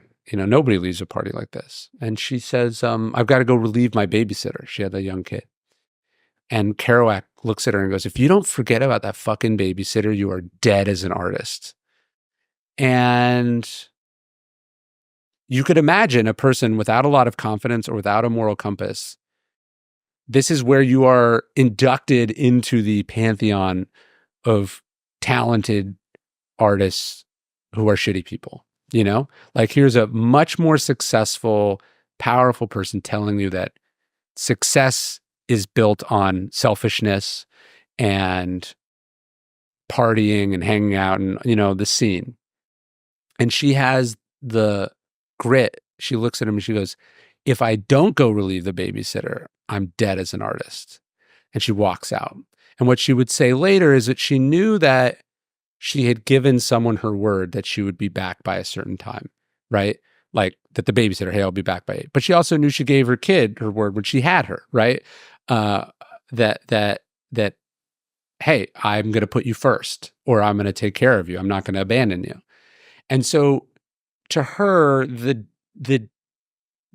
breaking of the word and the breaking of the discipline are the same thing. So that the same commitment when you say, "Hey, I'm going to get up at 9 a.m. tomorrow and write," or, "Hey, I'm going to finish this by this date because I signed a contract with the publisher." These are all the same commitments, right? And so I love that story because, again, we think of justice as this highfalutin, fancy, abstract notion. And it can be, all men are created equal and, saving the less fortunate, but it's also just like who we are in these day-to-day decisions. And when we make when we do the harder thing, when we do the thing that's better for someone else, but worse for us, that's usually a sense we're kind of on that right track. When we're not acting in our own naked self-interest, but we're considering what the Stoics would call the common good or something bigger than ourselves. That to me is like a check against that. But I think like is what's the easier thing here? The easier thing is usually the wrong thing, and the harder thing is usually the right thing. They say it's not a principle unless it costs you money, and asking yourself, "Hey, am I acting out of expediency here, or am I acting out of principle?" These are the kind of decisions that the virtue of justice to me is all about. Not, should we provide weapons to Ukraine or not? What should we pass this law? What's the best political solution to this problem? Again, all of this is extremely important and part of the virtue of justice, but it starts with these sort of fundamental decisions that we make as individuals over the things that we have the most control over. Isn't it interesting that there's this odd tension between what feels like the right thing to do? Yeah, how much is my subconscious going to torture me this evening when I try to go to sleep, having done or not done this thing? So there's this degree of instinct and releasing and sort of just allowing for this to come up. And then there's also the temptation for some of your instincts to do the exact opposite thing. So there's this, I need to sort of engage the front brain and then turn it off. Well, it's the same with like thinking faster, slower. We have these massive, incredible cognitive tools, and then we also have these embarrassing, preposterous cognitive biases. They find like even they've done studies of babies. There's this psychologist, Paul Bloom. Like even babies, he wrote this book called Just Babies, like justice babies. Like that even in infants, they can do tests that like indicate fairness or unfairness, or basic sort of the illustrations of moral principles that in a way that a child would understand, and that babies instinctively know these things, that these notions of right and wrong, fairness and unfairness are there in some cases at our absolute earliest days. I'm pretty sure that there's a study that was done on giving cucumber slices to monkeys as well. Yeah. And if they see that one monkey in a different cage is given 3 and I only got 1, then they get angry about it. Yeah, the Christians call this like the hunger and the thirst for righteousness. Like just our inherent sort of moral capacity. It's there. Programmed into us. And then we have these things on top of it, right? We have the incentives of the market. We have the ideas of our culture. We have the example that we saw with our parents. And then we just have the positive and negative reinforcement of like, if I do this, it'll be easy. And if I do this, it'll be hard. And so we have to have this ability to sort of intuitively trust that instinct, and then also have the ability to step back and question and go, hey, is this who I want to be? You think about something like the practice of nonviolence, the incredible discipline required to not do the most human thing. There's this famous story of Martin Luther King. He's on stage. Obviously, he's preached about nonviolence. He's talked about nonviolence. He's giving this talk, and a neo-Nazi storms the stage and just begins like beating the shit out of him. And so here he is. He's talked about it. He's being watched by all these people, and he has this choice. And it's not even a choice, right? Because it's wired into us to defend ourselves and then to eliminate the threat between us. I mean, this is like the most monkey part of us. And one of the observers who watched this, they talked about first the sickening sound of flesh on flesh. Like you're watching this man be beaten. And instinctively his hands go up. And then they said they would never forget it the rest of their life, the deliberate dropping of the hands, that he exposed himself to it. And so that is I'm just getting goosebumps thinking about it. That is whatever training goes into being a great fighter, that's a level of training above that thing at a transcendent, like spiritual level. It's also crazy, but the point is he's saying like, I'm going to prove this to you. I'm going to show you that this is how it works. And then the first words out of his mouth when he's the neo-Nazi is ultimately grabbed is he goes, don't hurt him. And he goes backstage and he talks to him. And so this was the culmination of years of study and practice. And this is something we don't give the suffragettes enough credit for, the civil rights protesters enough. They trained themselves, like they would train, like the sit-in protesters who would sit in the segregated lunch counters. They knew that the first round, they would be ignored. And then suddenly people would start coming up and getting in their face. And then people would spit on them. And then people would kick them. And then people would knock them off the chairs. And their job was to not respond, was to just sit there. And then someone would go to the ground, and the next thing was that they all had to jump on top. Like they would practice how you would defend, like a human igloo. Yeah, how you would defend without using violence, someone from violence. And this practice, as it's like, again, it's this transcendent level of discipline and spiritual pureness, but also there's also this kind of Machiavellian political genius behind it, because they also know it's being filmed. It's not toothless and watched, and that the person who wins the bout of violence ultimately loses in the realm of public opinion, and probably leaves sickened. Like you can't senselessly beat a person for sitting at a lunch counter without it having some effect on your soul. And also the difference in how that's interpreted. If that person fights back, it seems like a much fairer fight. Yes. As opposed to it being this completely disgusting, one-sided aberration. Yes. And so I'm fascinated by that. And I think what we take from that is hopefully that's not anything that anyone here ever needs to do. But what you take from that is the idea, it's it's not simply that they were right. It's not simply that they were morally correct, but the ability to understand and master the self in pursuit of the thing is what changes the world. And it changed a thing that at the beginning of the civil rights movement, or at the beginning of Gandhi's campaign, not just his campaigns in India, but first his campaigns in South Africa, if you had asked someone, was changing this possible? Was this outcome, flash forward 10, 20 years, was the outcome? Is that possible? It was obviously impossible. You fundamentally transformed society. And that comes from that. The afterword of the book. Oh, yeah. You talk about the adoption of Stoicism by young men who are struggling with meaning and direction and purpose and stuff like that in life.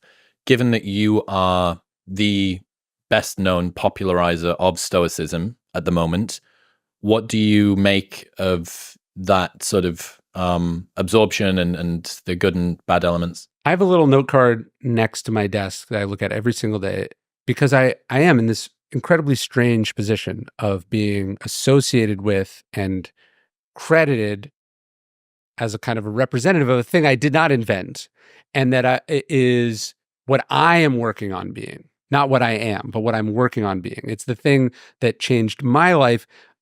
I just happened to have communicated about it and brought my same journey to other people. So I have this weird relationship with it, in that I feel, I feel very graced by it, but I also I don't feel like it's mine, because it isn't. And so I feel like I have a responsibility. And so I have this little note card, and the note card says, "Are you being a good steward of Stoicism?" And I try to judge my decisions based on that metric. So, what the audience wants, and what is most palatable, and what is most algorithmically friendly, and then what is true, and what is important, and then what is most in line with what the Stoics actually said. These are not always the same thing. And I don't know if you see this with your audience, but there is a strand of sort of nihilistic, angry, disenfranchised sort of group of mostly young men, but I guess it's on both. It's probably genderless at some level also, and it is an incredibly powerful, if not lucrative, vein or that you could tap into, or wave you want to surf. And I sense that energy, and I see people, we talked about to be or to do. I see people going, "Hey, is that and I'm very sensitive to that, and I'm very not interested in becoming subservient to that. Like I understand the frustration and the grievance. I get it.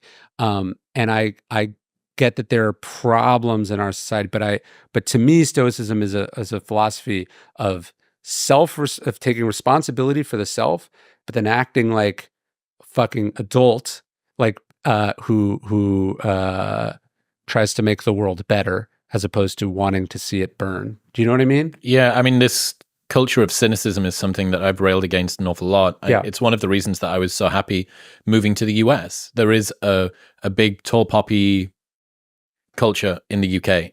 It is a cynical crabs in a bucket style mentality. Population density is way higher. Weather's way shitter. We're surrounded by water. We've got this sort of weird heritage, which means that all of the ossified social classes are in there. There's a lot of things. I think about this a lot, about why it's changed. And I came out to America, and it's like everybody here has got permanent first line cocaine energy. Like, everyone's so fucking enthusiastic about what's going on. Sure, that can be parodied and annoying at times. But for me, I seem to flourish around that. And I want to make enthusiasm great again. I think to me, enthusiasm is one thing. I'm a big believer in earnestness instead. Earnestness has a kind of a sincerity and it's a realism as well. A realism and a kindness to it, and an openness and an honesty to it that I love. But they call it sort of Broicism, and there is a version of talking about and writing about and reading about Stoicism in which you only focus on what it does for you. Right. And I think early in my life and my career, so I relate to it. I'm not, I'm not judging anyone. Stoicism helps me wake up earlier. It helps me do hard things. It helps me manage my emotions. This is all great stuff, but it's not the full, the virtues are much more inclusive than that. And they ask more of you than that. They offer, but they also ask, and what they ask is that you care about other people. After you've mastered yourself with this philosophy, how can you use that mastery to help other people? Yeah, in the ancient world, the Epicureans retreated to the garden, not for pleasure, but for their own self-improvement and development, because the world is messy, because people are shitty, because things are broken. And Stoicism said, that's all well and good, the self-improvement, self-mastery stuff. But if you abdicate your responsibility, who steps in your place? Usually a worse person. Shitty people. Yeah, and they say, who's supposed to run things? Who's supposed to be involved? Who takes the responsibility upon themselves? And so I think Stoicism as a philosophy that gets involved, that gets engaged, that tries to make a positive difference. Again, not always by becoming a senator or something, but by how you choose to run your business, how you choose to run your life, how you choose to show up and do things for your family, for your community, for your neighbor who's struggling. To me, that's the Stoicism that I'm interested in, not the sort of like manipulated, toxic Stoicism of your like sort of Andrew. Like the idea that Andrew Tate would be a hero to someone is so laughably preposterous to me. When you actually see who that person is and what they do, to say nothing of the sort of marketing techniques of it, like I just, that's not what the philosophy is about. Well, I think Stoicism kind of has a certain areas that lend itself to the Sigma male, like lone wolf grind set mode type thing, which is this kind of denial of emotional vulnerability, this massive amount of self-reliance, this sort of odd self-righteous sense of nobility about doing hard things and about leaning in. But that is only one quite parodied element of a much broader philosophy. The philosophy is not there to make you a better sociopath. Stoicism is not a philosophy to help you suppress the pesky emotions that come up when you are running an international webcam ring of exploited women, right? Like that. It's not to help you not have to feel human emotions because you're exploiting or manipulating people, right? Like, and that's obviously an extreme case, but the decision of like, hey, I know this thing doesn't work, but people like to hear about it. Or I know this guest would be popular, but they're full of shit. Or, hey, I think we both see this a lot where it's like, this person is obviously unwell, but they make good copy. Correct. So I'm going to bring, so just these decisions about, these are hard decisions. These are hard choices. It's not that there's no right or wrong, but what I'm saying is that they're complicated. Correct. Stoicism is not cuts through the Gordian knot, don't have to think about it. You never have to worry, just optimize for whatever. Yeah, and by the way, all the stuff in Stoicism says don't care about what other people think, ignore the critics, whatever. It's not to shield you from the criticism that you're getting for doing awful things, right? Like that's not, so there's this way you can pick and choose from Stoicism to enable you to do things that are not good, that are not right. And so I talked a lot. I just focused the afterword. I tried to put my own journey, and again, I relate to it. Like in my 20s, there were people I worked for that I shouldn't have worked for. There were things I took on that in retrospect, why did I take them on? And I tried to do a lot of work on myself about understanding what those motivations were, understanding what those, the impact was, trying to atone for those things, but trying to set your life up so when people see it, you don't have much to be ashamed of, is again what this idea of virtue is about. There's a famous story about a Spartan king. He bumps into this boy and his lover, in the marketplace, and they see him and he sees them, and they blush very heavily. And he goes, you should probably not spend time with people whose face changes color when or who makes your face change color when you're seen, right? The idea of like, hey, if I had to open the books, if I had to disclose the suppliers, if my email was hacked, how would that look? And to try to be that person, which goes all the way back to Adam Smith. Adam Smith wrote this book called The Theory of Moral Sentiments before he wrote A Wealth of Nations. And it's based largely on Stoicism. And he said, operate as if you had an impartial spectator on your shoulders at all times. And to make the decisions and go, hey, what would I do here if someone was watching? Is a check against these sort of the expedient or the self-interested impulse that we all have.